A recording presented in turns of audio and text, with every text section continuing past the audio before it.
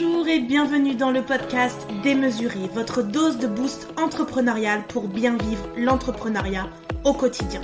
Je m'appelle Marjorie et je suis ancienne gestionnaire de clientèle en banque. Il y a quelques années, je me suis échappée des agences bancaires pour vivre librement, me réaliser à travers ma créativité et devenir ce dont j'avais toujours rêvé, chef d'entreprise sur le web. Ça a été un grand saut dans le vide, mais aujourd'hui je ne le regrette pas du tout, tellement je me sens épanouie et accomplie. Aujourd'hui, j'accompagne les femmes entrepreneurs à passer à l'action pour communiquer de façon stratégique et authentique pour vivre sereinement de leur business avec efficacité. Grâce à mon profil atypique, mi-stratégique, mi-énergétique, avec mon programme signature Manifesting Magic, j'offre à mes clientes une aide et un soutien à 360 degrés dans leur aventure entrepreneuriale digitale. Dans ce podcast, vous ne trouverez pas de conseils magiques ou de solutions miracles, mais un vrai partage d'expériences et de connaissances sans tabou ni faux semblants.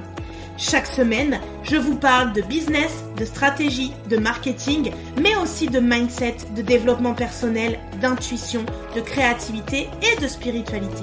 Alors installez-vous confortablement et bonne écoute de l'épisode du jour.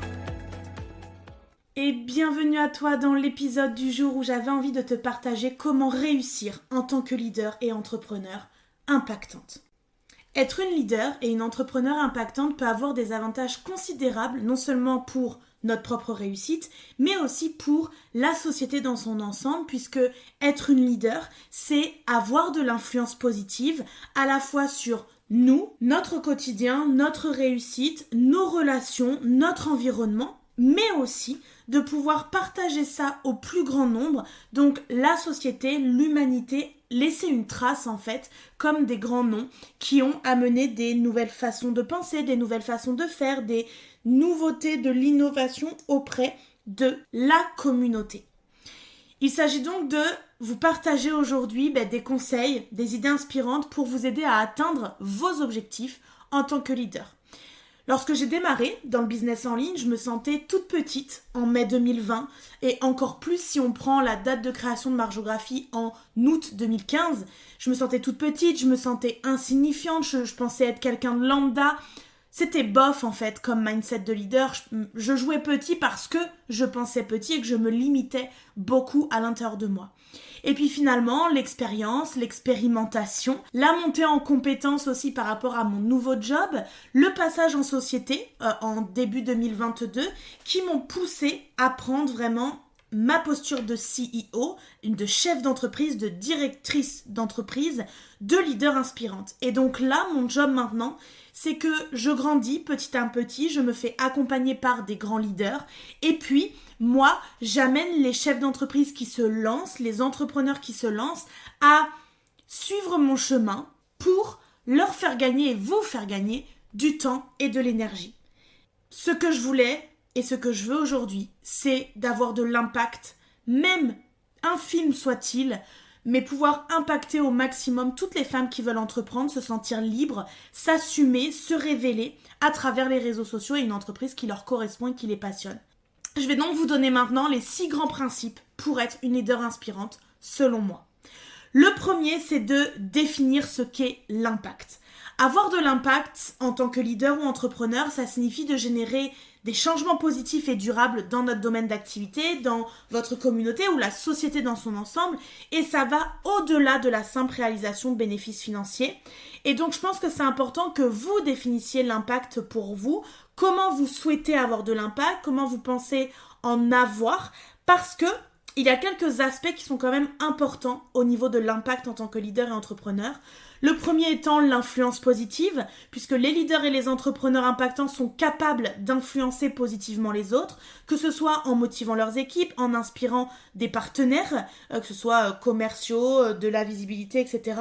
Ou alors en sensibilisant le public pour une cause importante et leur capacité à mobiliser les gens autour d'une vision commune finalement, les incite à agir essentiellement sur l'humain, l'humanité, l'émotionnel. Quand vous regardez les influenceurs, par exemple, vous regardez la recommandation qu'ils font au niveau des produits, des services, mais c'est des gens qui partagent aussi beaucoup leurs valeurs, leur façon de vivre, leurs convictions. Et moi, c'est quelque chose que j'inclus de plus en plus dans ma communication, puisque l'année dernière, il y a eu quand même quelque chose d'extraordinaire qui s'est passé dans ma communication sur Instagram quand j'ai parlé de mes convictions concernant la grossophobie. Donc l'influence positive est vraiment un aspect de l'impact qu'on peut avoir qui est très important. Le deuxième aspect, je dirais que c'est l'innovation et la résolution de problèmes, puisque les leaders et les entrepreneurs qui sont impactants, ils identifient les problèmes qui sont susceptibles de faire face à leur entreprise ou leur communauté, et ils vont chercher des solutions qui vont être innovantes. Ils vont pas se contenter de suivre la plupart des gens, mais ils vont chercher à apporter des améliorations qui sont tangibles, que ce soit par le biais de produits, de services innovants ou de nouvelles approches pour résoudre les problèmes sociaux, environnementaux, peu importe, mais ça demande de se renouveler. Et moi, c'est ce que j'expérimente aussi à chaque fois que je fais un nouveau lancement d'une offre chez Margeographique. Et bien du coup, là, ça vient vraiment me chercher sur qu'est-ce que je peux faire de nouveau, qu'est-ce que je peux faire de différent, où est-ce que ma clientèle cible en est, où est-ce que je suis dans mon marché, pour pouvoir du coup m'adapter sans cesse à tous les changements de notre environnement. Le troisième aspect pour moi, ce serait la responsabilité sociale et environnementale. Quand j'étais en banque, j'en entendais beaucoup parler, le RSE, parce qu'en fait, c'était quelque chose qui venait nous faire nous positionner dans les changements de notre environnement, de notre planète, et donc sensibiliser les personnes au réchauffement climatique, à la gestion des déchets, etc., etc. Donc, les dirigeants et les entrepreneurs qui sont impactants, ils reconnaissent leur responsabilité envers la société et l'environnement par rapport à leur entreprise. Donc, on va être dans une démarche d'inclure des pratiques qui sont durables dans notre entreprise. On va prendre des décisions qui peuvent être éthiques, qui vont contribuer à la résolution aussi de certains défis sociaux et environnementaux. Et donc, on va être responsable des décisions qu'on va prendre, des choses que l'on va faire dans notre entreprise, des employés si on en a ou peu importe, mais aussi envers nos clients, envers nos fournisseurs, envers notre communauté, qu'elle soit locale ou digitale. Mais en tout cas, moi, ce que je vois, c'est qu'il y a vraiment une attention qui est portée autour du papier que j'utilise, des cartouches d'encre que j'utilise, de l'électricité aussi.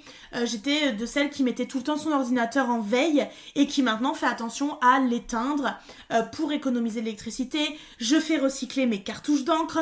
Les papiers, j'imprime que lorsque c'est nécessaire, et quand je dois mettre à la poubelle, je les trie pour pouvoir les donner à une benne d'une école locale qui en fait récupère dans une benne 2-3 fois l'année le papier, les magazines pour pouvoir les recycler, et grâce à l'argent qui est récupéré avec ça, ça finance les voyages scolaires de l'école. Donc voilà, j'essaye vraiment de pouvoir contribuer à ma manière, et sinon j'utilise beaucoup les réseaux sociaux, ma boîte email pour envoyer des informations même importantes, et du coup j'évite de mettre des pièces jointes trop lourdes, de mettre des fichiers trop lourds, d'uploader trop de vidéos, pour aussi contribuer à la diminution des lieux de stockage et de l'électricité et du réchauffement qu'ils peuvent inclure, et le CO2 qui est diffusé à cause de nos envois très lourds et des stockages nécessaires sur nos contenus sur les réseaux sociaux et sur internet en règle générale. Et le quatrième aspect que je vois, c'est d'inspirer et d'autonomiser les autres. Moi, en tant que leader et entrepreneur impactante, je cherche à inspirer les autres, à les pousser à atteindre leur plein potentiel, leurs objectifs, mais je vais les aider aussi à créer un environnement propice à l'épanouissement personnel et professionnel, que ce soit pour eux, pour leurs équipes, pour leur entreprise. Et donc, je vais venir leur réactiver leur créativité, je vais les encourager à être autonomes grâce à mes formations et mes accompagnements en ligne. Et j'accepte et je valorise les contributions individuelles qui vont venir favoriser la diversité et surtout l'inclusion. Tout ce que je fais, les tutos, les formations en ligne, viennent en fait dans ce sens, que chacune puisse accéder à ce genre d'enseignement pour pouvoir évoluer, se développer, mais aussi de pouvoir permettre au maximum de femmes d'être autonomes et de ne pas dépendre d'autres entrepreneurs, d'autres personnes en termes de temps, d'efficacité et d'argent. Donc si on résume pour ce premier point, l'impact que vous avez pour être vu comme une leader ou une entrepreneur, du coup impactante, ça va signifier d'utiliser votre influence positive, vos compétences et vos ressources pour générer des changements positifs qui vont avoir un impact durable sur votre entreprise, mais aussi sur votre communauté et sur la société dans son ensemble. Le deuxième grand principe pour être une leader inspirante pour moi, c'est d'avoir une vision et des objectifs qui sont essentiels pour votre évolution, mais aussi pour votre développement. C'est essentiel d'avoir une vision et des objectifs parce que ça vient orienter nos efforts et mesurer notre progression. Donc, avoir une vision claire, ça représente un peu l'image que vous avez de l'avenir de votre entreprise. C'est une représentation qui va être inspirante de ce que vous voulez accomplir à long terme. Elle va donner une direction à votre activité en ligne et vous guider dans vos décisions stratégiques. Avoir une vision claire, ça vous permet de vous concentrer sur les résultats souhaités et aussi de communiquer efficacement cette direction à votre équipe, vos partenaires, mais aussi à vos clients sur vos réseaux sociaux si vous avez envie de les amener sur votre chemin. Donc pour développer une vision claire, je vous invite à vous poser plusieurs questions. Quelle est ma mission en tant qu'entrepreneur en ligne ? Quel problème mon produit ou mon service résout-il pour mes clients ? Comment est-ce que je souhaite que mon entreprise se positionne dans le marché en ligne ? Et quel impact positif est-ce que je souhaite avoir grâce à mon activité en ligne ? Donc ça, c'est tout ce qui va vraiment vous permettre d'avoir une vision claire et de savoir où vous allez. C'est un peu le grand chemin de vie que vous empruntez avec votre entreprise et dans votre vie personnelle aussi.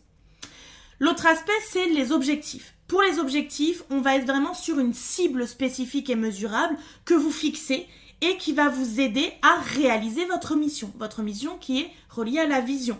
Donc ces objectifs, ils vont vous aider à décomposer votre vision en étapes réalisables et du coup à évaluer votre progression au fur et à mesure. Donc pour définir vos objectifs, vous devez vous demander quels sont les résultats concrets que vous souhaitez atteindre pour développer votre activité en ligne. Ça peut inclure des objectifs de vente, d'acquisition de clients, de croissance de trafic sur votre site web, votre podcast, etc. Comment vous allez mesurer le succès de ces objectifs ? Là, vous allez déterminer des indicateurs clés de performance qu'on appelle dans le jargon KPI qui sont pertinents pour évaluer votre progression et remettre des actions qui sont en corrélation pour avancer. Et la dernière question à vous poser, c'est quels sont les délais pour atteindre ces objectifs ? Puisque si vous fixez des échéances qui sont réalistes pour chaque objectif, ça va vous aider à maintenir votre motivation, à assurer une gestion efficace du temps et du coup à être productive et surtout atteindre la fierté d'avoir réalisé cet objectif. Donc vous voyez bien qu'en définissant une vision claire, des objectifs clairs, vous vous donnez en fait une feuille de route pour développer votre activité en ligne. Donc ça va vraiment vous permettre de rester concentré, d'aligner vos actions sur votre vision, de mesurer votre succès à mesure que vous atteignez au fur et à mesure donc vos objectifs. N'oubliez pas de réévaluer régulièrement votre vision et d'ajuster vos objectifs en fonction de votre évolution, de votre entreprise, mais aussi des opportunités qui vont se présenter à vous, puisque c'est ça aussi le job d'une entrepreneur visionnaire et impactante, c'est de se réajuster par rapport à tout ce qui se passe dans son environnement personnel, professionnel et l'environnement en tant que tel, dans sa niche, dans son domaine d'expertise. Le troisième grand principe que j'ai envie de vous partager aujourd'hui, c'est le fait de développer des compétences en matière de leadership. Explorer des compétences clés sont nécessaires pour être un leader, une leader qui va être efficace. Il va y avoir le fait d'avoir une communication claire et efficace, la capacité aussi à influencer et à motiver les autres, la prise de décision qui vont être éclairées. Vous êtes sûr et certaine de ce que vous êtes en train de faire et vous savez quel impact ça va avoir sur votre entreprise. La gestion du temps et des ressources qui vous permettent d'avancer étape par étape. Et la résolution des problèmes, parce que si vous êtes là en tant que leader impactante, c'est que vous apportez quelque chose aux personnes et que ça vient résoudre des problèmes qu'ils peuvent rencontrer au quotidien. Alors pour développer des compétences de leadership, il y a plusieurs méthodes et outils que vous pouvez utiliser. Il y a par exemple la formation et le développement personnel. Vous pouvez rechercher des formations, des séminaires ou alors des ateliers qui sont axés sur le leadership. Ces programmes peuvent vous aider clairement à acquérir des connaissances qui sont spécifiques, à développer vos compétences en termes de communication, en prise de décision, en gestion d'équipe aussi, management. Ils vont vraiment offrir l'opportunité d'apprendre auprès d'experts et d'échanger aussi avec d'autres leaders en formation. Et là, vous pouvez avoir des coachs business, des formations spécialisées et surtout, n'oubliez pas d'utiliser votre compte professionnel de formation, CPF, puisqu'en fait, chaque année, vous cumulez à peu près 500 €, je crois, par an, ce qui vous permet de pouvoir vous payer aussi des formations grâce à ce compte de formation. Une des autres manières de faire, ça va être le mentorat, de trouver un mentor qui va être expérimenté dans votre domaine ou dans le domaine du leadership, qu'il va du coup vous aider, partager des conseils pratiques, vous aider à développer vos compétences en matière de leadership, donc profitez de son expérience et sollicitez aussi un flux constructif pour vous améliorer. Moi, j'ai une phrase qui me revient toujours d'une de mes mentors qui est « Des leaders créent des leaders ». Donc, plus vous vous inspirez de personnes qui sont des leaders inspirants, impactants, reconnus, eh bien, plus vous pourrez vous aussi acquérir des compétences supplémentaires pour devenir des vrais leaders. Et puis à ça peuvent s'ajouter des lectures, des apprentissages en continu, des lectures de livres, d'articles, de blogs sur le leadership ou alors dans le développement personnel, d'élargir vos connaissances, d'adopter de nouvelles perspectives pour enrichir aussi vos compétences et vos connaissances en leadership. En ce moment d'ailleurs, je regarde pas mal de séries qui sont liées à l'entrepreneuriat, au leadership, aux femmes en fait qui se développent et qui impactent différemment. Et la dernière série que j'ai regardée sur Netflix, c'est Self-Made, qui parle vraiment d'une femme qui se lance dans une aventure entrepreneuriale, qui part de rien et qui développe quelque chose de fou. Et donc ça montre la place de la femme, la résilience, le fait d'avoir aussi un projet innovant, de commencer petit et de le développer. Donc je vous invite vraiment à regarder cette série parce que ça nous invite aussi à prendre du recul pour évaluer nos propres compétences en leadership, d'identifier nos forces, nos domaines d'amélioration, de demander de l'aide aux autres, mais aussi d'avoir un miroir des autres, c'est important. Donc d'avoir des échanges. Moi, j'ai des échanges avec ma collaboratrice, avec mes clientes. Je prends des rendez-vous aussi avec mon entreprise pour discuter avec elle, pour venir travailler sur ses fondations, sur ce qui se passe, sur ce qu'elle a envie, sur sa vision.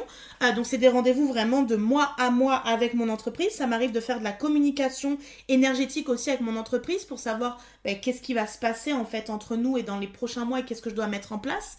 Et aussi, j'ai un CEO Day, un jour dédié à mon entreprise, mais où je travaille sur mon entreprise. Donc d'un point de vue stratégique, ressources humaines, organisation, planification, gestion interne, alors que la plupart du temps, je travaille dans mon entreprise, je suis dans l'expertise, dans l'enseignement, dans le contact avec mes clients, et donc je viens travailler ça vraiment d'une façon importante dans le CEO Day. Il y a une clé essentielle là-dedans, ça va être de pratiquer, d'avoir de l'expérience. Donc, pour développer vos compétences en leadership, cherchez des occasions de prendre des responsabilités au sein de votre entreprise, de participer à des projets, de diriger des réunions, d'encadrer des membres dans votre équipe, peu importe. Mais découvrez chaque opportunité d'apprendre en faisant, en surmontant les défis et en réfléchissant à vos succès et à vos échecs, parce que moi, quand je parle de mes coulisses, je montre la réalité, je parle du quotidien. Il n'y a pas que du rêve dans l'entrepreneuriat. Et d'ailleurs, j'ai une règle, c'est que je n'enseigne que ce que j'ai testé. Donc, en matière de leadership, de gestion d'entreprise, c'est exactement la même chose. Il y a quelque chose aussi d'important que je fais régulièrement, c'est demander du feedback finalement à 360 degrés. Donc, je mets en place des évaluations de feedback. Donc, je vais recevoir des commentaires de différentes parties qui vont être concernées, de mes collègues, de freelance, de clients, peu importe. Et ça me permet vraiment d'obtenir une réponse qui va être complète sur mes compétences en termes de leadership, sur ce que j'amène de spécifique dans mon business. Et d'ailleurs, j'ai un mastermind dans lequel je suis pour pouvoir avoir des collègues qui sont bienveillants, qui m'apportent un retour, un feedback sur qui je suis, ce que je fais, comment je le fais.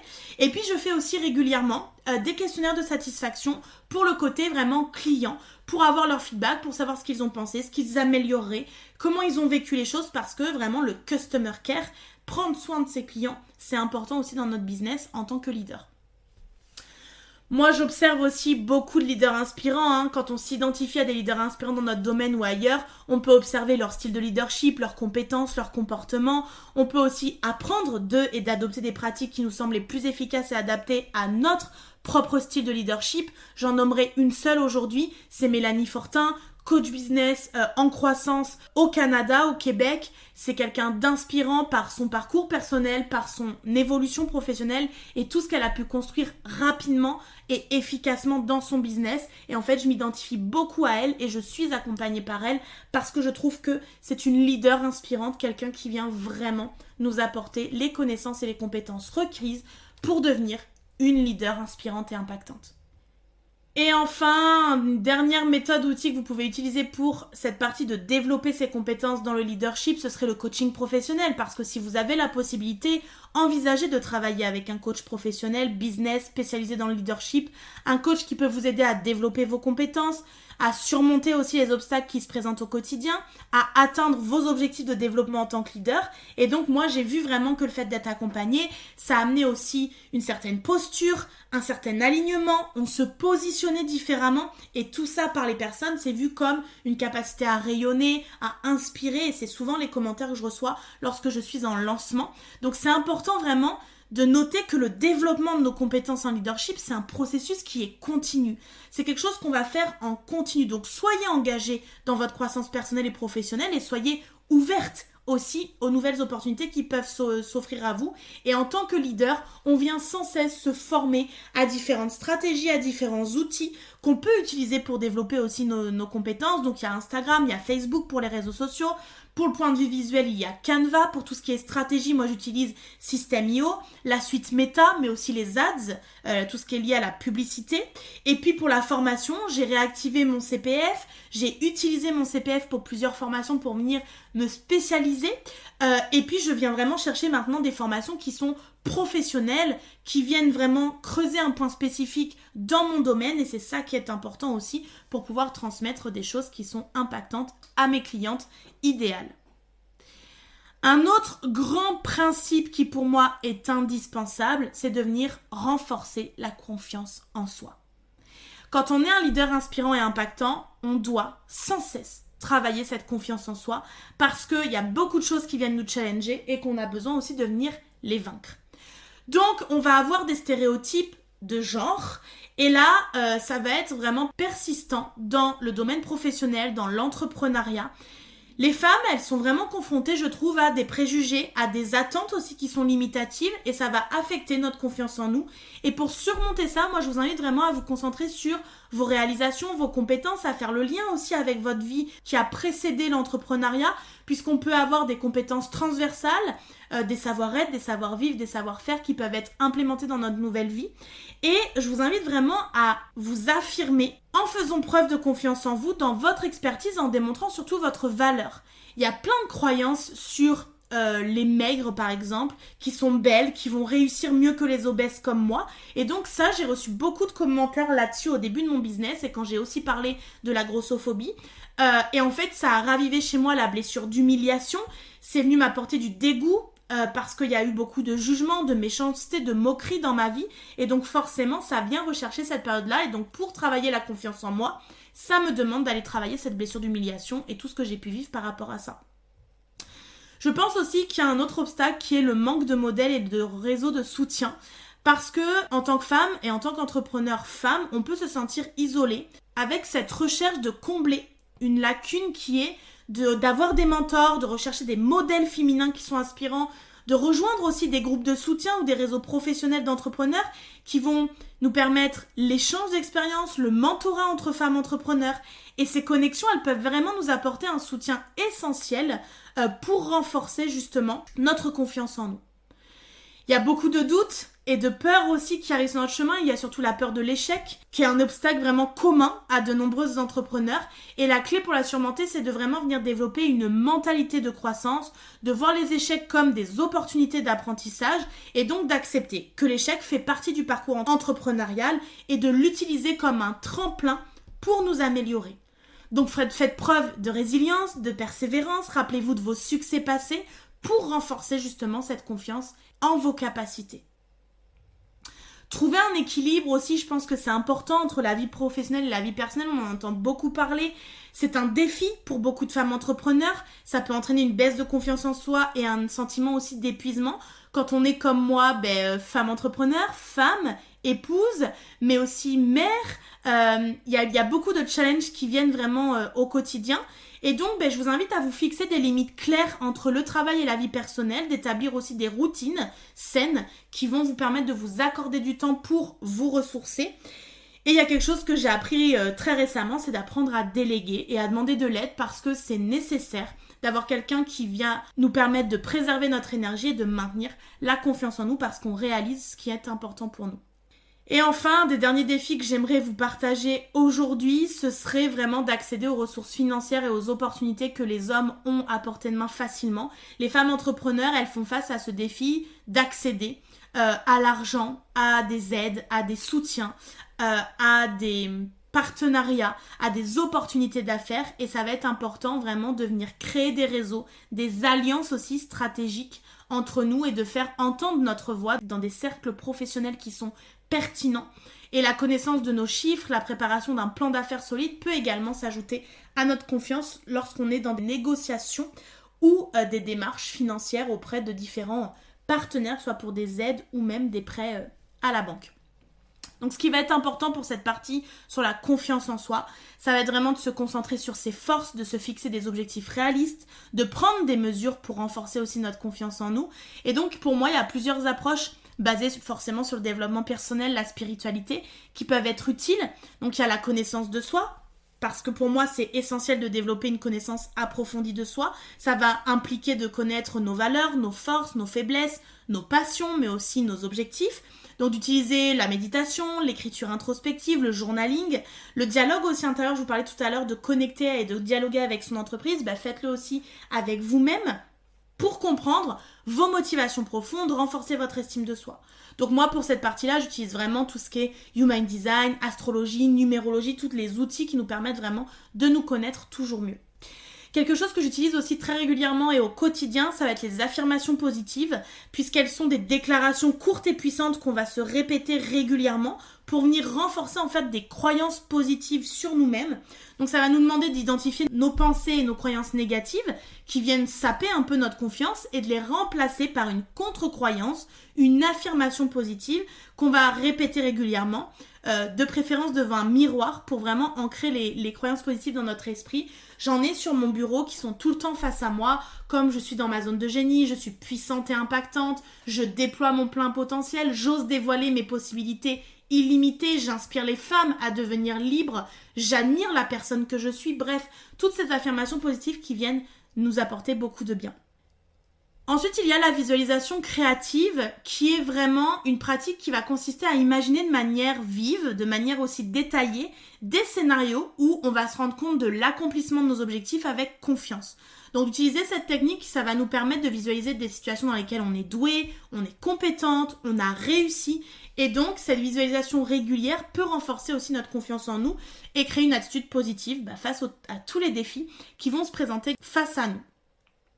Quelque chose que j'utilise beaucoup et que j'utilise beaucoup dans mes lancements, tout ce que je crée dans mon entreprise, c'est la gratitude, puisque ça va consister à reconnaître et à apprécier tous les aspects positifs de notre vie.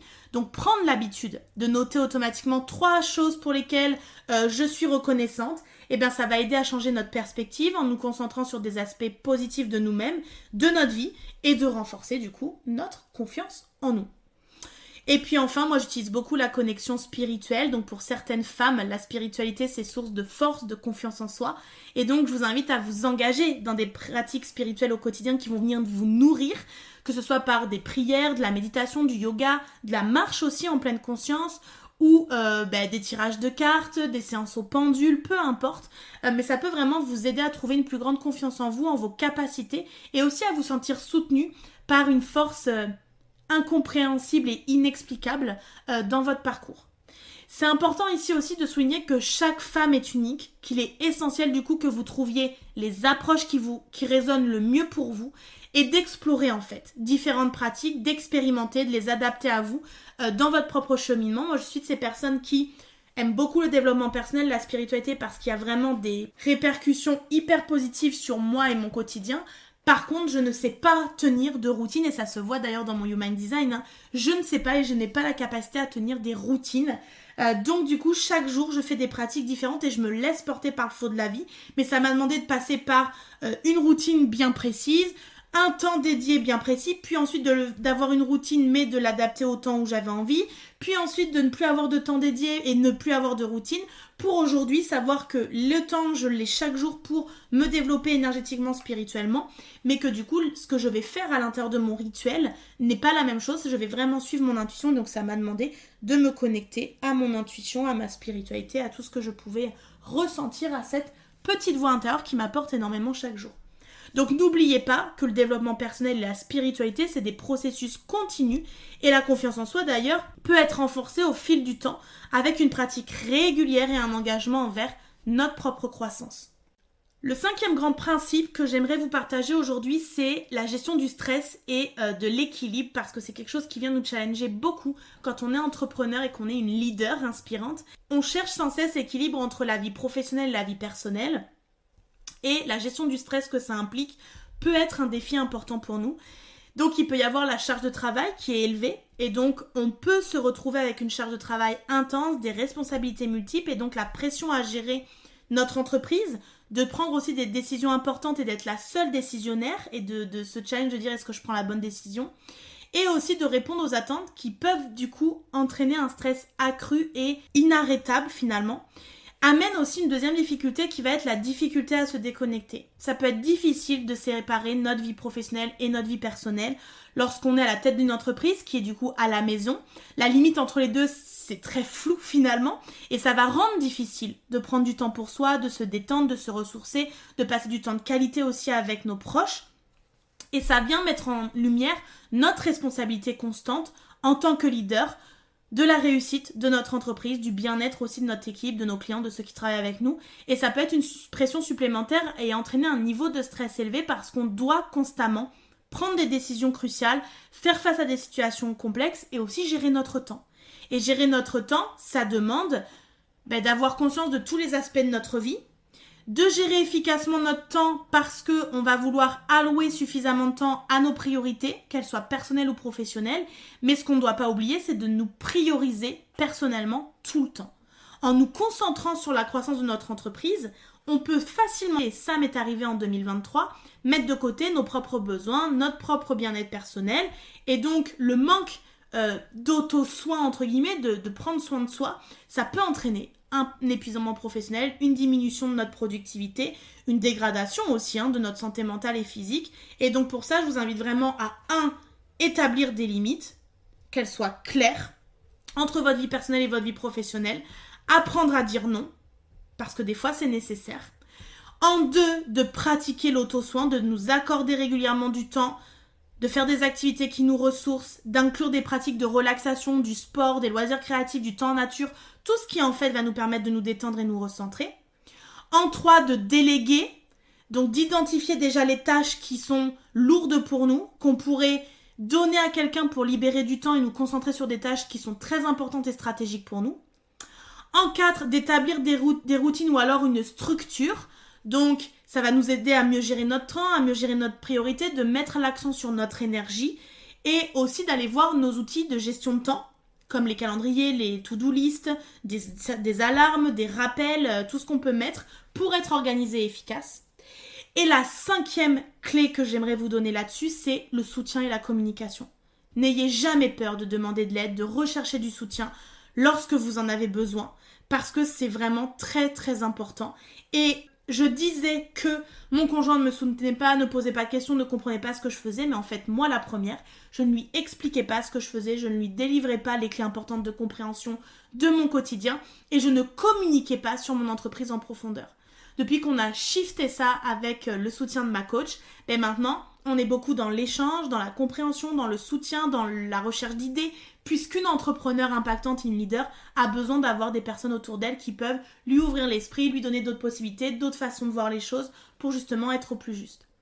Donc, la pratique de pleine conscience, l'organisation du temps, la délégation des tâches, l'importance aussi accordée au fait de prendre soin de vous va vous apporter un équilibre sain entre votre travail et les autres aspects de votre vie. Et du coup, le 6e et dernier grand principe que j'ai envie de te partager dans cet épisode, c'est de construire un réseau solide. Cultiver un réseau de soutien et de mentorat en tant que leader, c'est extrêmement important parce que ça va vous donner accès à l'expérience et à l'expertise de plein de personnes, d'autres dirigeants, d'entrepreneurs qui sont expérimentés. Vous allez avoir accès à leur expérience, à leur expertise, ils vont pouvoir vous guider, partager aussi des connaissances pratiques, vous aider à éviter les pièges qui peuvent être courants. Et vraiment, je trouve que leur sagesse, leurs conseils, je vous parlais tout à l'heure de Mélanie Fortin, mais ça nous aide vraiment à gagner du temps, à nous aider à prendre des décisions aussi qui sont importantes. Ça vient nous inspirer, nous donner de la motivation, puisque ces gens nous partagent leur passion et on partage une passion commune pour l'entrepreneuriat et le leadership est une source d'inspiration et de motivation. Donc on va se soutenir mutuellement, on va échanger nos idées, on va partager des succès, des défis. Donc le réseau de soutien va vraiment nous encourager à persévérer et à atteindre des nouveaux sommets. Et ça va nous permettre aussi d'élargir des perspectives. Moi, je me suis rendu compte que j'avais plusieurs entrepreneurs autour de moi dans mon environnement géographique. Et donc, on discute, on échange, on se donne des conseils, on se soutient, on se dit ce qu'on a fait et ce qui fonctionne. Et ça nous permet vraiment d'avoir un réseau déjà diversifié parce que les métiers ne sont pas les mêmes. On expose aussi notre esprit à différentes perspectives, différentes idées, différentes approches. Donc, ça favorise, moi, je trouve, notre créativité pour nous aider à voir les problèmes que l'on peut rencontrer sous un angle différent. Et du coup, on va élargir notre vision, on va découvrir de nouvelles opportunités. Et les opportunités de collaboration et de partenariat, elles arrivent quand on peut identifier des synergies, des choses qui se passent entre nous. On va trouver des partenaires, qu'ils soient commerciaux, des collaborateurs, peu importe. On va créer des relations qui vont être mutuellement bénéfiques. C'est vraiment des relations de donnant-donnant. Donc, on va s'entraider, s'aider à développer nos entreprises, à accéder à des nouveaux marchés, peut-être à étendre notre capacité d'influence par rapport à l'impact qu'on peut avoir. Et tout ça, ça va venir encore une fois renforcer notre confiance parce que émotionnellement, on fait face à des défis, on a des moments difficiles en tant que leader et entrepreneur. Donc, d'avoir un réseau qui peut être une source de soutien émotionnel, c'est important parce qu'on peut partager nos préoccupations, nos doutes, nos succès avec des personnes qui comprennent finalement notre réalité et qui peuvent nous offrir leurs encouragements, leurs conseils, un soutien aussi inconditionnel. Et ce soutien, il vient renforcer notre confiance en nous et nous aide du coup à surmonter les obstacles. Et donc pour cultiver un réseau de soutien et de mentorat, je vous invite à participer à des événements professionnels, à rejoindre des associations ou des groupes de femmes entrepreneurs, à utiliser aussi vos réseaux sociaux pour vous connecter avec d'autres professionnels. Pour ça, il y a un réseau professionnel très bien qui est LinkedIn, mais sur Instagram, vous pouvez totalement trouver des collègues et collaborateurs. Je vous invite aussi à accepter des invitations dans des podcasts, dans des émissions, dans des événements. Moi, j'ai accepté aussi d'aller donner des conférences, des ateliers dans d'autres groupes d'entrepreneurs pour aussi me faire connaître et partager avec les autres coach business qui existent. Donc soyez vraiment proactive dans la création de relations professionnelles qui vont être significatives pour vous et votre entreprise. Donc n'oubliez pas d'être tout simplement ouverte à toutes les propositions qui peuvent vous être faites et offrez également votre soutien aux autres parce que ce qu'on donne, on le reçoit fois 1000. Voilà pour cet épisode les filles où on a exploré les clés du succès en tant que leader et entrepreneur impactante. Donc pour devenir une leader et une entrepreneur impactante, ça va être essentiel de cultiver une vision claire, de développer des compétences de leadership, de renforcer sa confiance en soi, de construire un réseau de soutien et de mentorat, de gérer aussi le stress et l'équilibre entre vie personnelle et vie professionnelle de manière efficace. Et en adoptant ces approches et en travaillant sur vous-même, vous pourrez développer votre potentiel en tant que leader et entrepreneur impactante et ça va permettre du coup d'avoir un impact positif, durable dans votre entreprise, sur votre communauté, sur la société dans son ensemble, peu importe. Mais chaque parcours est unique, donc c'est important que vous trouviez vos stratégies, votre manière de faire, votre communication qui va résonner le mieux en vous et d'être ouverte à l'apprentissage continu, à la croissance personnelle continue qui peuvent être là au quotidien, devant vous, dans votre entreprise et même au-delà. N'oubliez pas de rester motivée, persévérante et de continuer à avoir un impact positif dans tout ce que vous entreprenez et demain, vous serez une leader qui formera de nouveaux leaders. Merci d'avoir écouté cet épisode. Si cet épisode vous a plu, n'hésitez pas à le partager autour de vous et laissez-moi un commentaire et 5 étoiles. Ça me motivera à vous préparer plein d'autres épisodes inspirants. Et d'ailleurs, on se dit à la semaine prochaine pour le prochain épisode.